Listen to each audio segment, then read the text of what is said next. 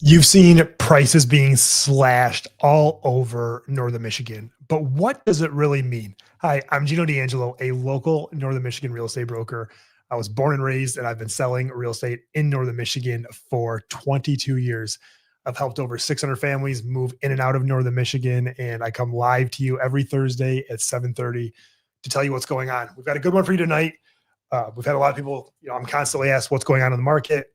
Anybody that's paying attention to the real estate market in Northern Michigan or anywhere for that matter has probably noticed an abundance of price reductions. So before we hop into that, drop a comment. Let me know where you're watching from, whether you're watching live or the replay, which I know a lot of you do.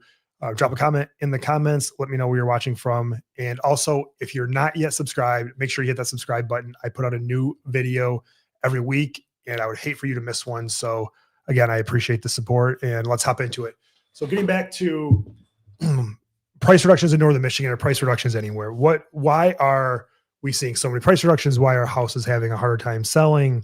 What inspired this episode? And what inspired this episode is we've been seeing a lot of price drops, a lot of hesitation. I was in a mastermind with a bunch of realtors the other day, and they said this is right now, this year, we've had the highest percentage of deals fall out of contract that we've had in the last 8 years. And what that means by deals falling out of contract is you have an accepted offer for one reason or another, the deal doesn't close. And that rate right now is nationwide. This isn't a Northern Michigan stat. It's not even a Michigan stat. This is a nationwide stat that the highest rate of contracts are falling apart in the last 8 years. And it's really, when I was thinking about what I wanted to talk about this week on the live, what I like about the lives is it gives me the opportunity to give you actual advice of what's going on right now and what we're seeing in the market. So I've got a bunch of notes. It's going to be a good one tonight. Again, if you're not yet subscribed, make sure you hit that subscribe button.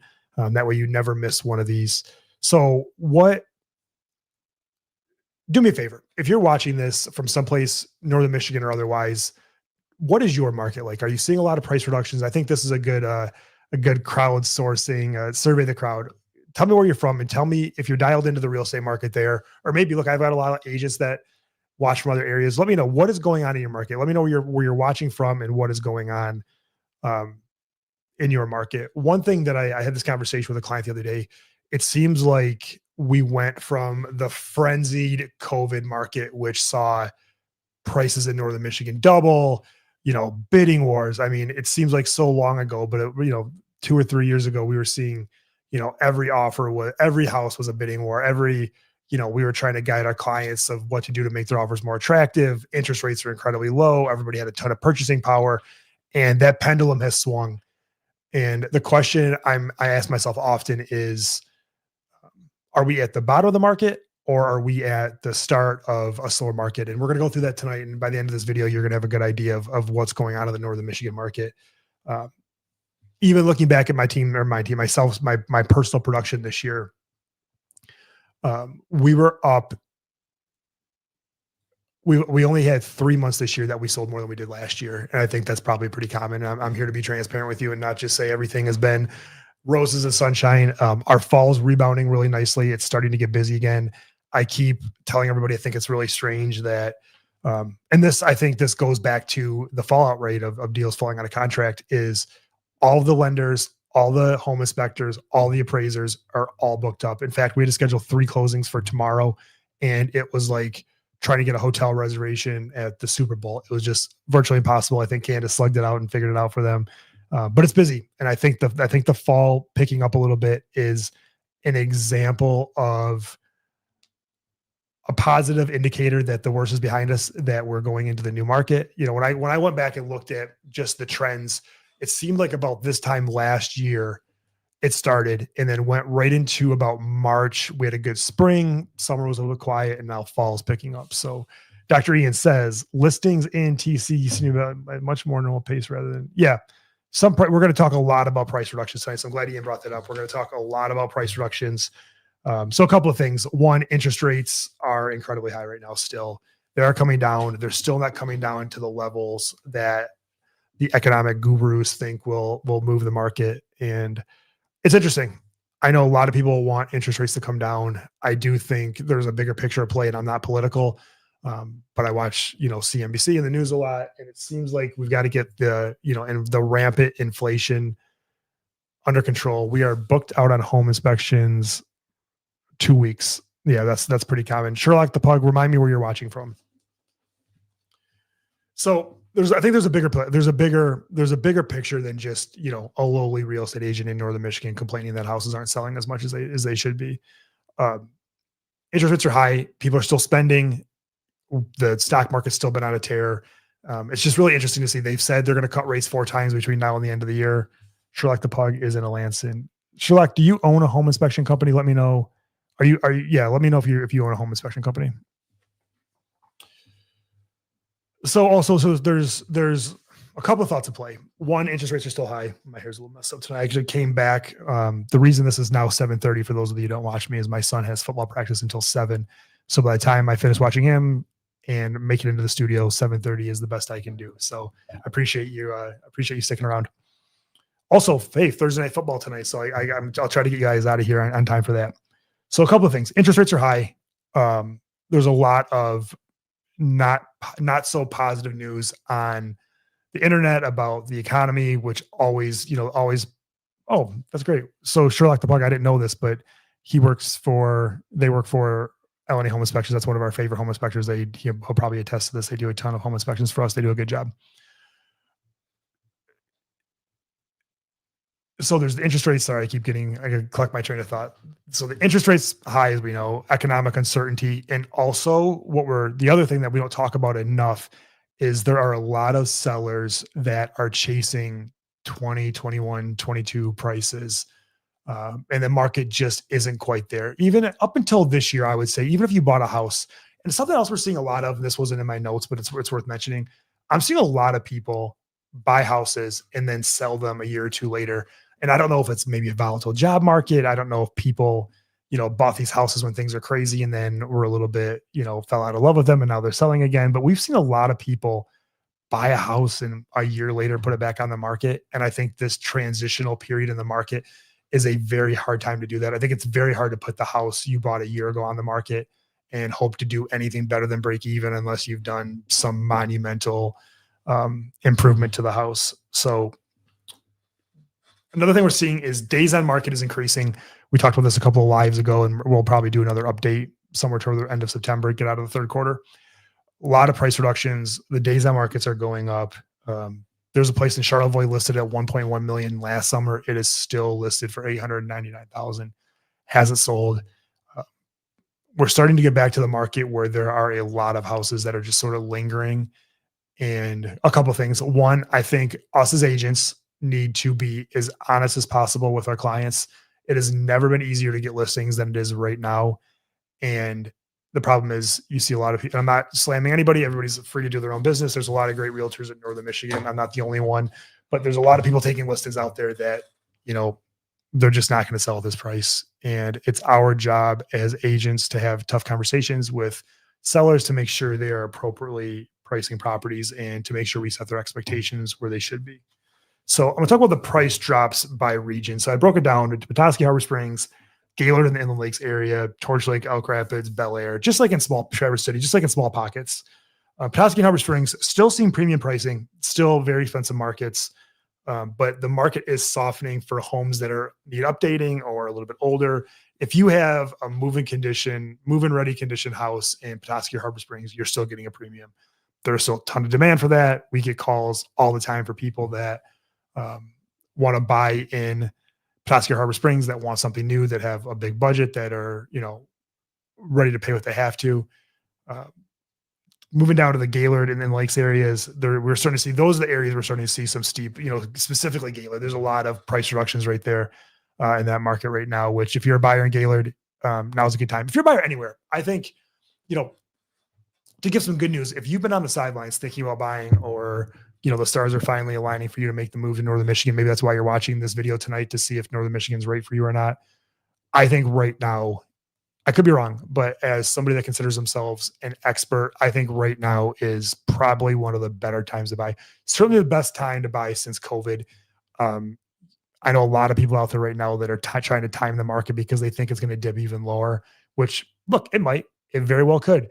I think there's a better chance that it sort of rebounds. And if you time the market and it goes the other way, you cost yourself a lot and also weren't able to live in Northern Michigan sooner than you could have.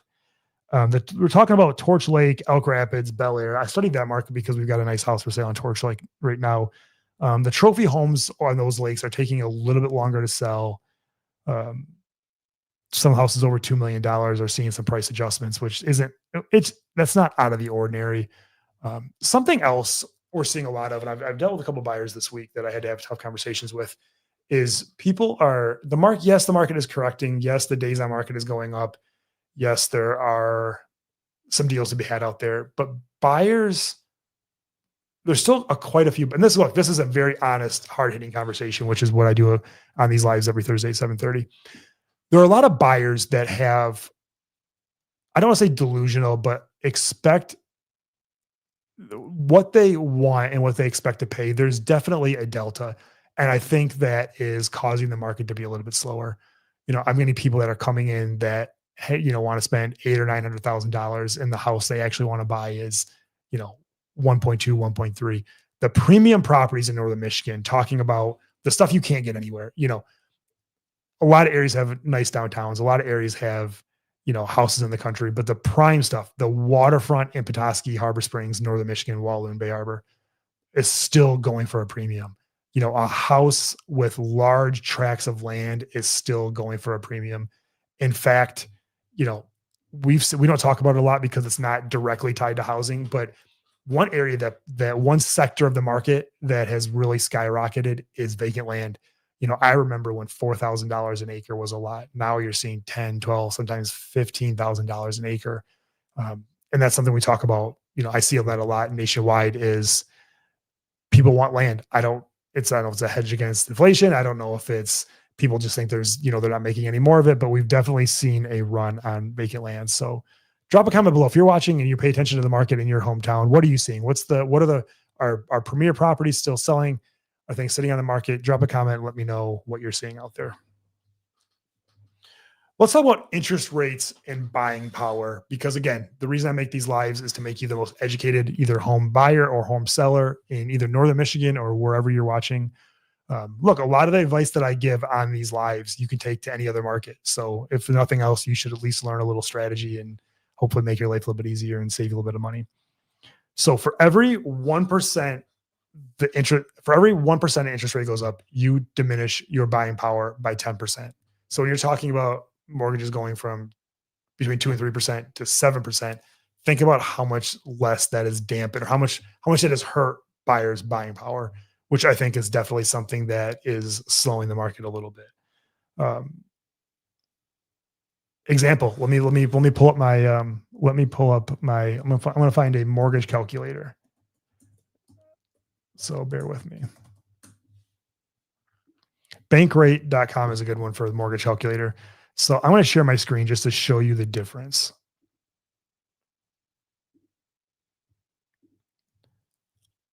So let's just look at a $500,000 house, which is, not far off the median home price in most of Northern Michigan. So say you put 20% down, we can play this a little bit. Interest rate at 6.56%. Let's update this. You're looking at about $3,000. Let's call it $2,940. Let's say about $3,000 a month. Let me just blow this up so you don't have to see my face. If you made this when this was 3%, that's a lot different. That's about $1,000 a month difference, which is a big deal. If you look at this, even going from, let's play this a little bit, going from 7 to 5.5, that's almost what did that jump to, from 2666 to, you're talking about a decent amount of money every month that you're trying to save. So let me remove this. I got a comment. Still seeing a premium where I am, but I am not anywhere near Michigan. Paul L., let me know where you're watching from, because I actually want people that are not in Michigan. Specifically, if you're not in Michigan, let me know where you are and what you're seeing. Paul L. said, still seeing a premium where I am. Is that on every listing, or is there a certain sector? Because look, we're still seeing premium pricing here in a lot of markets. And I talk to a lot of realtors across the country, and they're seeing premium prices, just the window's not as big. Northern Virginia, outside of DC, that's a very Paul, I've got some friends that sell in Northern Virginia outside of DC. That's a pretty high end area. What do you any idea what your median sale? I mean, if you don't know the statistic, I don't expect you to just guess. What Paul? What does a house cost where you are? Drop a comment. I'd love to talk with this a little further. We get a lot of people that come here that also they want to come to Northern Michigan. They're not sure if they're going to like it here or not yet, or maybe they just want a transitional period, and they talk about renting versus buying. And one thing that I think is tough about Northern Michigan is the only thing that can be harder than buying a house here is finding a house to rent here. You know, there's a lot of inventory being built right now. In the same way that houses have gotten more expensive, rentals have also gotten more expensive. You know, expect to spend 15, 18, 2,000, 2,500 on a rental here in Petoskey. The good news is the Maple Block project, there's some other lofts being built.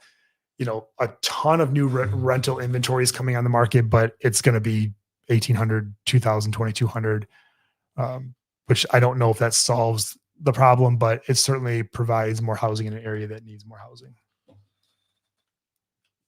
My neighborhood, Paul L says, my neighborhood has been selling right around $1 million for single family, typical around 3,500 townhomes. Yeah. So, I mean, that is a very nice market. It has been selling right around $1 million for single family. So that's kind of like, I would say that's Petoskey. See, and look, this is a great example. Somebody like Paul L, you know, it's always a tale of two markets where a lot of people think Northern Michigan is overpriced, but then you look at somebody, Paul L could probably save money by relocating to Northern Michigan. Paul, how do you think, I don't want to put you on the spot, but what do you think, how do you think bang for your buck lifestyle wise, your area compares to Petoskey or anywhere in Northern Michigan, Harbor Springs, any point, Traverse City, wherever you want to talk about? Do you feel like our properties compared to yours are at a discount, or do you think you're still paying a premium, you know, compared to where you are? Mike Houston is in East Jordan. I think East Jordan has done such a good job. That real estate market, I remember when East Jordan used to be really affordable. And that I also remember telling people a couple of years ago that is the next up and coming market, and it's done well. That is, East Jordan's a great town. They've got the Iron Goat coffee. They got Lake Charlevoix. I think East Jordan is one of the most underrated towns up here. So Mike, thank you so much for watching.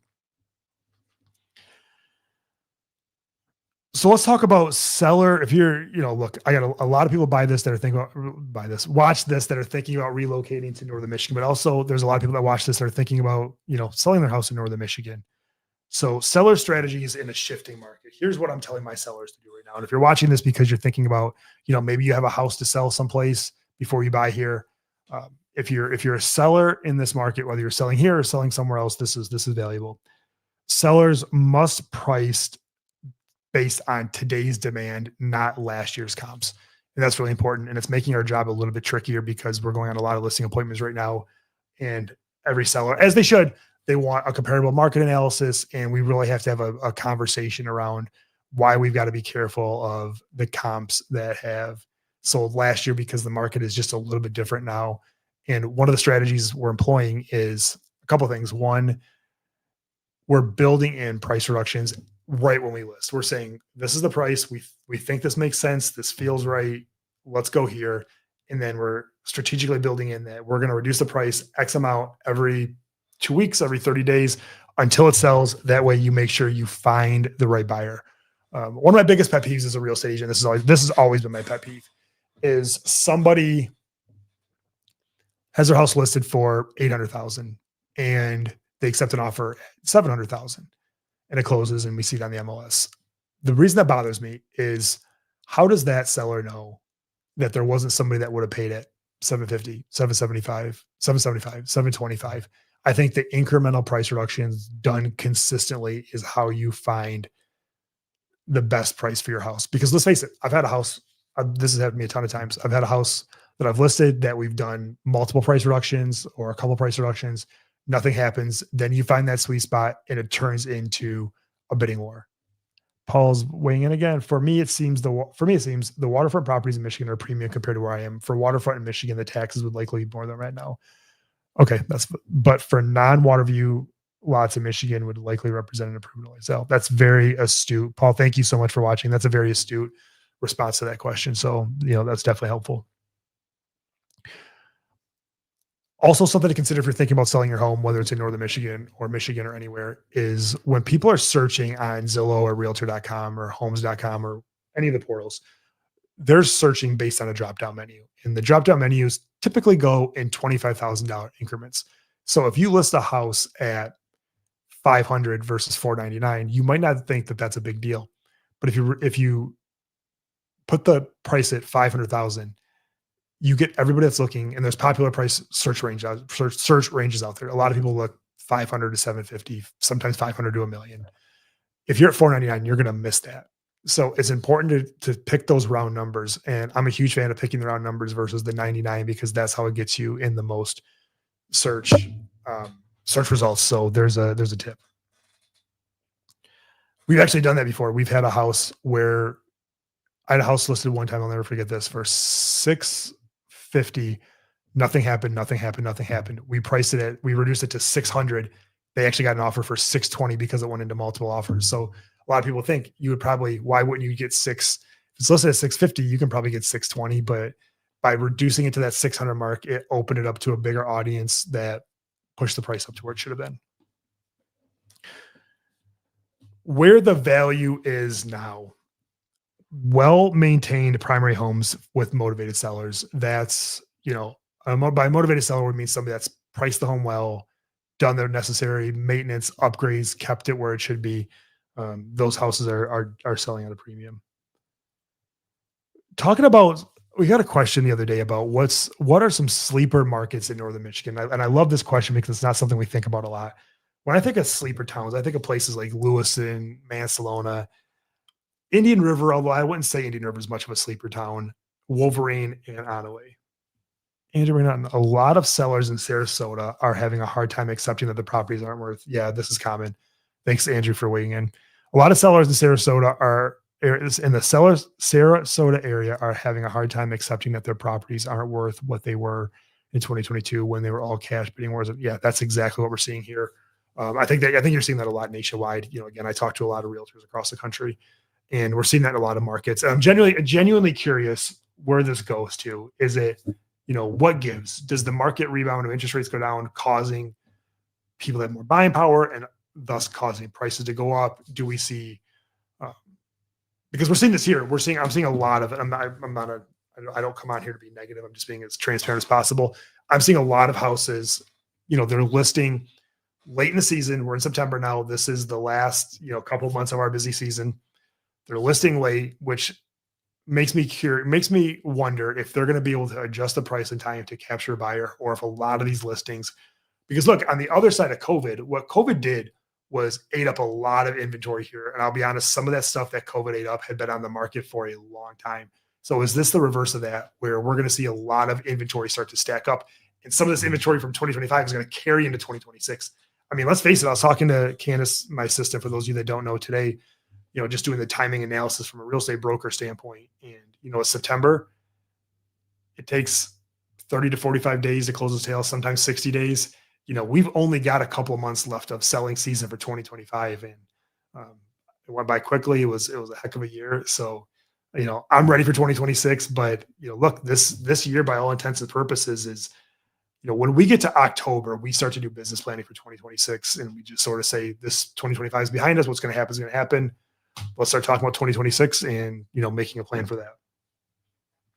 Let's talk about buyer psychology today, because I think that's, as much as the market and comps and that interest rates matter, buyer psychology is important. And a lot of buyers are afraid to overpay.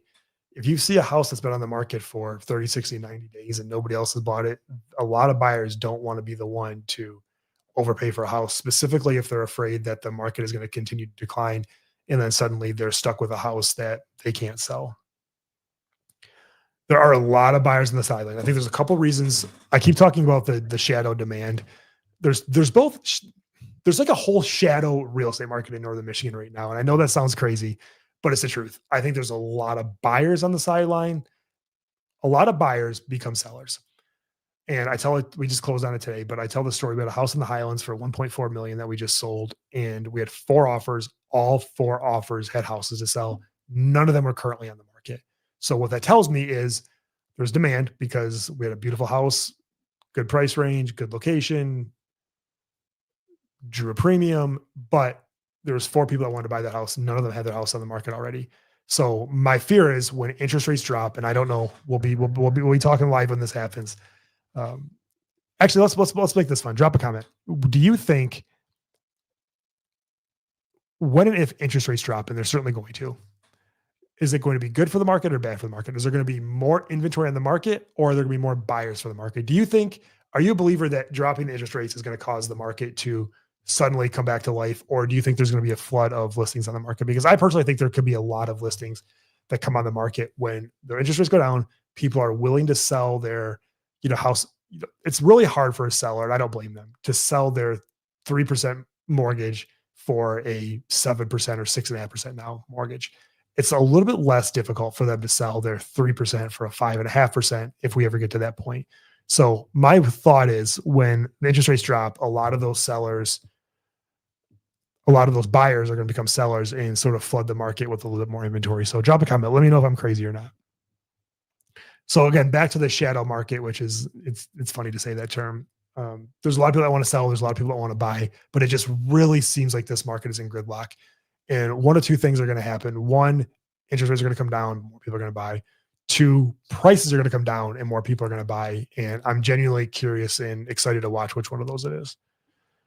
I think there will be increase in everything, more buyers, more sellers, a much more healthy market. Yeah, I agree with that. I think we really need to stop, and I hope we're able to. It seems like we went, I started the live by talking about this tonight. It seemed like the pendulum swung from hot to slow, and now we just needed to balance in the middle. And I really hope that becomes a thing. I would expect to be busy on both sides of the equation. Sellers, yeah, this is very similar. Ian just said sellers know they can get more easily command the price they want. Buyers know they can stretch their budget. Yeah, and I think here's what I think. I think you both are right. I think Dr. Ian and Paul are both right. And thank you also for commenting that that's what really makes these lives a lot more interesting. I think this area has enough demand for more buyers and more sellers to enter the market. There are still a lot of people that want to relocate to Northern Michigan. And I'll say this, even as tough as I've heard the market is around the country, there are still tons of people that call me every day that want to find their place in Northern Michigan. And it's not like all of them are finding houses. I mean, there's still a limited inventory here. So I definitely think we could have a more balanced market coming up soon. Some unique factors in Northern Michigan are the seasonal buying trends. The shoulder seasons seem to be when we're the busiest in the spring and right now in the fall, which is 100% lining up. It's really been, last year we had the ice storm, the ice storm, the election, tough winter, ice storm, which I think made our winter market a little bit slower. Then obviously the spring was busy, the summer was a little quieter, but now the fall seems busy. So, that's definitely something worth mentioning. A couple of things that I've had, just fun things to talk about this week that have come up that buyers in other areas weren't used to. Wells and septics will forever scare buyers that are not used to wells and septics. And I say that halfway jokingly. Drop a comment. Let me know if you're watching this and you're in an area that does not have well and septics, mean you just pay your city water and sewer bill. Do well and septic scare you? Whether you're watching this live or the replay, drop a comment and I'll respond. If you comment now, we'll talk about it. If you comment after on the replay, I'll respond to your comment. But do they scare you? I grew up in Northern Michigan. I've had both city water, and I actually own a house with city water, and I own a house with well and septic. And to me, there's no difference. Although I did have to replace a $2,000 well pump at my house that has a well, but that is just part of owning a well. I've never had to pay a water bill there. So I think it sort of works itself out in the wash. If you're buying now, and Andrew McNaught says, yes, it seems like a hassle.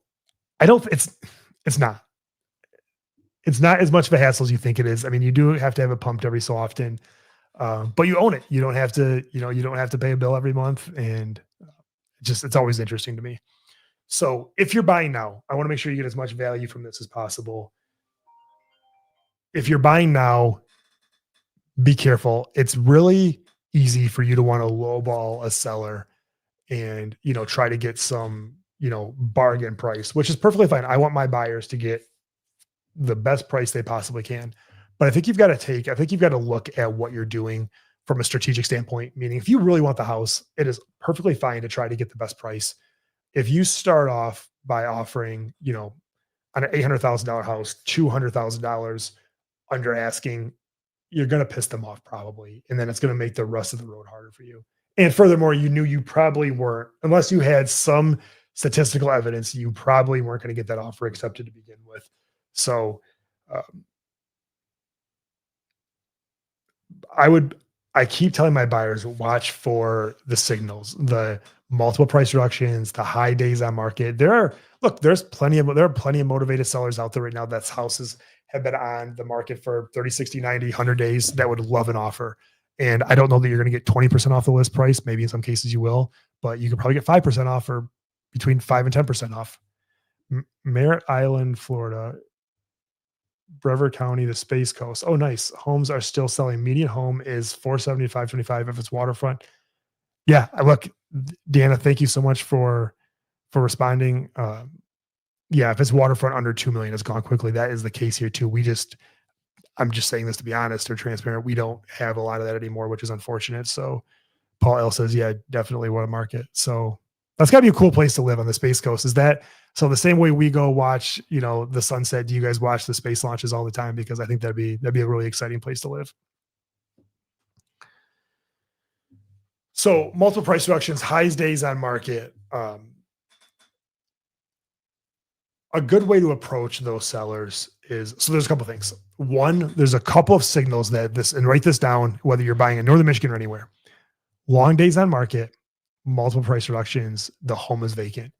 If the home is vacant, that is an asset that the seller owns that is sitting there doing nothing but costing them money.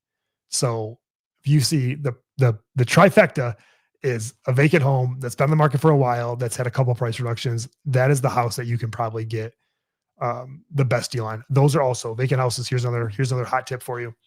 Vacant houses are the ones you have to be the most careful with on home inspections, because I've said this forever. There's nothing worse for a house than sitting vacant. When a house is lived in, if a house is lived in and the pipe leaks under the sink, the owner's like, I got to fix this pipe.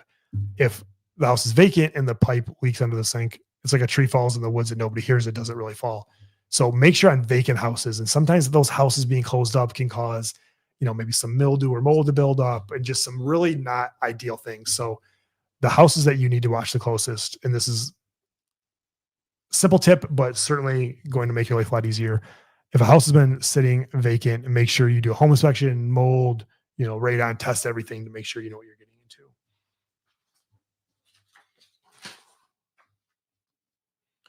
Also, just stuff like I wrote this down, just phrases, sellers motivated, bring all offers, that sort of thing. Quick close preferred. One of the first things um, when you're working, hopefully you're buying in Northern Michigan, you're working with us. If you're not, you're buying someplace else, or you're not buying with us in Northern Michigan, that's okay too. Keep watching the videos. We'll still keep giving you advice. Things like, what's the seller's timeline? Is there any flexibility in terms? We often think, and this is helping you get your offer accepted and trying to find a deal in this market. We often think that price is the end all be all. And look, oftentimes it is, but there's also people who need to stay in the house a little bit longer. Look, I've got a couple of clients right now that are putting their house on the market they want to sell their house because they're relocating, but they need to stay in their house for school or whatever reason until the end of the first semester. So they're going to sell their house now and then stay in there until, the end of December. Now, that buyer getting $5,000 less, but being able to stay in their house when they need to is a lot more attractive than getting full price. So, again, knowing the seller situation, knowing what's important to them, could be a good way to get a better deal on a house. Also, something we've seen is, I'm going to go over a couple of things, and I want to tell you exactly how to package your offer to make sure it gets accepted. So again, timely information. If you're thinking about buying a house in Northern Michigan or anywhere, telling you exactly how to package your offer to get accepted will go a long ways as you think through it. It's funny, when I started doing these lives, we were talking about short-term rentals a lot. And I feel like that's a market that we just don't talk a lot about anymore. And again, if you're watching this and you're in a market where you either have or had short-term rentals, are you seeing a lot of those come on the market? What's the short-term rental market like in your area? Because around COVID, we saw a lot of houses come off the market that were were once single family. Prices were, skyrocketing, so buyers were buying those early and turning them into short-term rentals, and it really took a lot of inventory off the market. And for a long time, that was the hottest button. You know, home affordability and short-term rentals were like all we talked about from like last winter previously. And now we're starting to see a lot of those short-term rentals or houses that were short-term rentals come back on the market.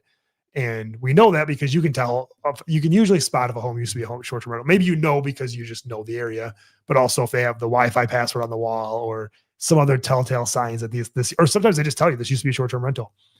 We're seeing a lot of those houses come back on the market, and we own a short-term rental management company, 231 Vacation Rentals, if you're interested. And we had a bunch of clients. It's just something we do for our private clients. We don't really market it.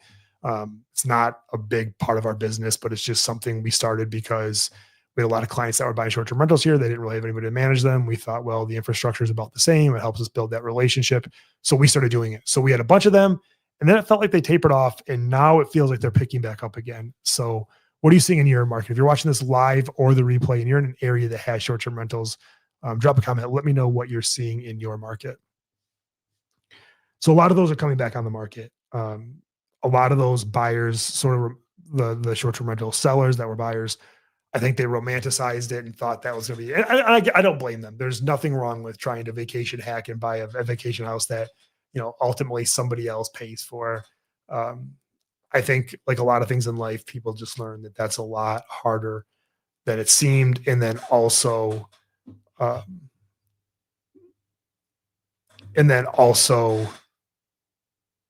The demand versus the supply. We have seen a ton. At one point, there were a ton of short-term rentals, and as the economy sort of dips a little bit, the demand drops.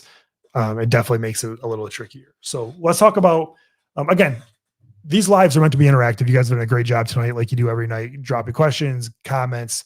If there's anything on your mind about the Northern Michigan real estate market or the real estate market where you are, if you want to drop a comment, let me know what's going on in your world. If you have any questions about Northern Michigan, whether it's what's the best restaurant to eat at, where should I take my kids to go to play at the park, where should we swim, or where should we ski this winter, drop a comment. Let me know if there's anything I can do to help you. My goal is to be your Northern Michigan real estate resource of choice, and also your just Northern Michigan resource of choice. Something we're also working on is, if any of you are on Instagram, make sure you follow me, Gino D'Angelo Realtor, the same as my YouTube channel. We're starting to give a lot more information about the micro market of Northern Michigan. So there's a lot of cool stuff we're doing on there. We're getting a lot of interaction. So make sure you follow me on Instagram, Gino D'Angelo Realtor. If you want to follow my personal page, you're mainly just going to see CrossFit, my son playing football, and sunsets. That's just Gino D'Angelo. So we're going to get into how to package your offer to get it accepted here in a minute. But before I do, I don't want to hop off before answering any of your questions. If you have anything you'd like to go over or talk about in regards to Northern Michigan real estate, I'd love to help you. So without further ado, let's talk about how to get your offer accepted in Northern Michigan. Any hacks? Any thoughts? Paul, I don't know if this was you last week. Somebody else asked me this, so I'm going to look this up. Ask Michigan property tax. We were in Baldwin, Michigan over Labor Day. And somebody asked me this last week on the live about the Axe Michigan tax. I'm going to look it up in case anybody is familiar. So I'm going to go to their I don't know. I'm just going on their website. So I don't know anything about this. It's a growing trend. I need to learn about it. So we're going to learn about it together. So let me hop in here real quick. Paul, well, as I look this up, let me know what give me the nutshell of what it is. I know it's a movement to stop property tax in Northern Michigan. Not Northern Michigan, in Michigan. So I got their website pulled up. I'm going to present it to everybody, share screen, and let's talk about what it is. So let's talk about what X, again, this is information. I'm not giving an opinion. I'm just here to tell you what it is. So it looks like 184,000 Michigan property owners were faced with tax foreclosure in Michigan in 2023. This is an astounding number for a country that. So basically, one of the genesis of this is they say you never fully own your property here, because Let's go to the frequently asked questions. Our petition proposes an amendment to the Michigan Constitution to eliminate property taxes in Michigan, ensuring homeowners. So this is the part that I do know is they feel like that you don't ever truly own your property because you always have to pay taxes on it. So exactly which taxes are going. This is the movement. I'm not here to support it. I'm answering a question, and Paul just said high level eliminate property taxes and substitute. Yeah. So that's Paul's doing a great job of helping me out of this live tonight. Yeah. So basically, they want to eliminate property taxes and substitute revenue from other sources. The initiative targets the complete elimination of both commercial and residential property taxes in Michigan. This includes all taxes levied on real estate as well as removal assets. What about police? So taxes, property taxes fund police and fire, schools, that sort of thing. The proposal, so they're asking what exactly will happen to my local police and fire services. The proposal addresses concerns about funding for essential local services such as police and fire departments. It states that eliminating property tax in Michigan will not compromise these services as the plans increase the state revenue share allocated to local essentials from 15. So they're actually saying they're going to give these services more. Won't schools shut down? Did you know that currently only 10% is paid for via your property taxes? That means $2.5 billion out of a $25 billion budget. That means that only $6 million of your property tax. Yeah, so it'll be interesting to watch. I don't have an opinion. I think some of this stuff, look, would it make my life easier? Do I think more people would move to northern Michigan if we didn't have property taxes here? Absolutely. But it's all, again, part of a bigger picture. And I think that's the tough part is, what does the overall ball wax look like? In terms of hacks, I'll answer your other question, Paul. In terms of hacks for real estate taxes, there's some legal loopholes. Now, do with what you want. I'm not a tax accountant. I don't pretend to be one on TV or YouTube. There's certain things you can do. If you were to buy a house, say you're paying cash for a house and you're buying some furniture, you can allocate a part of that purchase price. You say you're buying a house for $1 million and there's some furniture there. You can say it's got to be an honest. You can say I'm buying the house for $950. I'm spending $50,000 on the furniture, which allows you to make the purchase price a little bit less. Something else we're seeing a lot of buyers do, and this is totally legal, is specifically with the way commissions are paid. If you're a cash buyer, you should be paying your buyer's commission and just reducing your buyer's agent commission, and reducing the purchase price by that amount, because the sale price does affect to some extent your property taxes. So other than that, there's not a lot of hacks out there. There's some stuff that I don't want to say publicly because it's shady and I don't want to condone it or recommend it, but there's some ways to do things that I've seen people do that might not be the most up and up. So again, great question, Paul. If anybody else has any questions like that, anything you've heard, I probably need to do a video on, I gotta be careful. I'm always a little bit afraid to talk politically on here because I don't want anybody to say I'm against or for anything, because I'm not against or for. My honest opinion about things, most things political, is if you look at the Michigan tax on the surface, sure, be great if we didn't have to pay property tax here, but at what cost? Somebody once told me, there's no free lunches, and if we just take from one side, because now we're not paying property tax, but now we're paying more tax over here, maybe that's not a benefit. I don't know. And maybe that's the way it should be. So let's talk about, again, drop a comment. Let me know. We're going to go over how to make, before we hop off here and I let you watch Thursday Night Football and get back to your family or whatever you're doing tonight, we're going to talk about how to package the best offer possible if you're trying to buy a house. Your offer isn't just the price. It's a package of ease, certainty, and respect. And I think those three things are important to know. A pre-approval letter or proof of funds, friendly close timeline, meaning you're flexible. You can either close quickly, because look, not every seller wants a quick closing.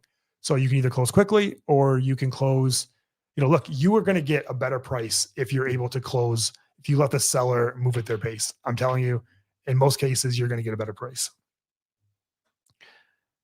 A lot of times that's more valuable than $10,000 extra. Look, we've had a lot of offers get accepted that weren't the highest price, but they had the best terms. And that's something worth considering. If there's something you can do that doesn't cost you any money, that saves you money, or doesn't make your life any harder, that saves you money, that is definitely something worth worth considering.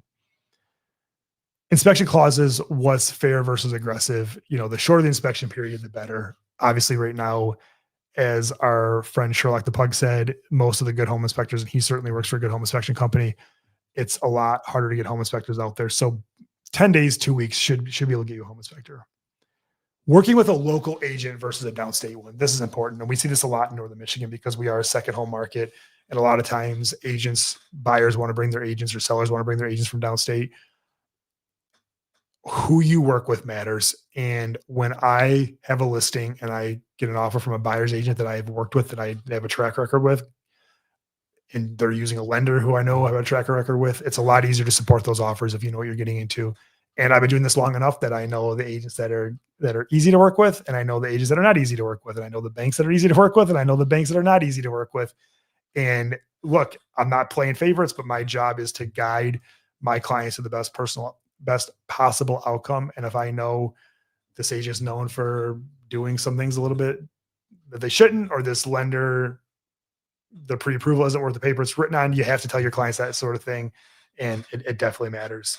A question I get asked a lot, and I wanted to add this, is contingent offers. Are they still working in 2025? So obviously during COVID, we were not getting a lot of offers accepted that were contingent on the sale of their home. Last year, this year, we've been starting to, I'm definitely starting to see though, offers that are contingent on the sale of a home, and those people having a harder time to sell their house than they thought they were going to. And the way I'm guiding my sellers through this is by giving them a finite window of, you have to have your house under contract in 30 days, or we're just going to move on, because you can't get tied into the loop of, waiting for somebody else's house to sell, which causes you to have to put your life on hold. It's something else that we started doing that's maybe popular, maybe unpopular. We had a terrible agent. Gabby Schweitzer said we had a terrible agent. We had to get new floorings, HVAC, mold, and very uneven kitchen counters. Also windows. Tell me more about that. How did that happen? Did you do a home inspection? Did you not? I'm definitely curious how that story went, Gabby. So again, thank you for watching.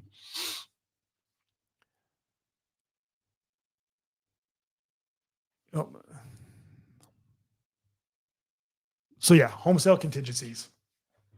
I think they can be done. I think if you're a listing agent, two things. One, if you're a listing agent or buyer's agent.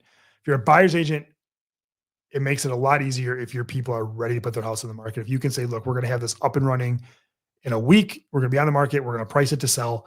Because the story I told in the Highlands, I actually called each individual agent, and I had to use my spidey senses, my instincts from doing this for 22 years, to sort of navigate which offer was the most likely to close, because it's not necessarily, especially when you're talking about multiple offers that all have home sale contingencies. Finding the seller that's the most reasonable, or that's going to be the most aggressive in selling their house, is the one you want to guide your clients in taking. So definitely something we're talking about. So what's next for the fall? What's going to happen next? I think the fall is going to continue to be busy. I think the fall this year is going to be better than the fall was last year. It's already shaping up that way. I still think we're going to have the perfect storm for buyers of prices. There's going to be a lot of price reductions, a lot of inventory in the market. At the same time, rates continue to click down. So if you can time that right, which is famous last words, definitely something that I think you could take advantage of as a buyer. We never set eyes in the house. We bought it as a husband, retired. That's tough. So I'm sorry you went through that, Gabby. If there's anything you need, I can help you with, certainly reach out to me, and I'd be happy to help you. So gonna hop off here tonight in a little bit. Thank you so much for watching. I think this fall is gonna be interesting. I think, we're just, for those of you that have either followed me for a while or haven't been following me for a while, we've been doing these for just about 9 months. And it's been interesting, the conversations we've had on these lives over the last year and how much they've changed. So I'm definitely excited to see what this winter has to bring, what the market has to bring.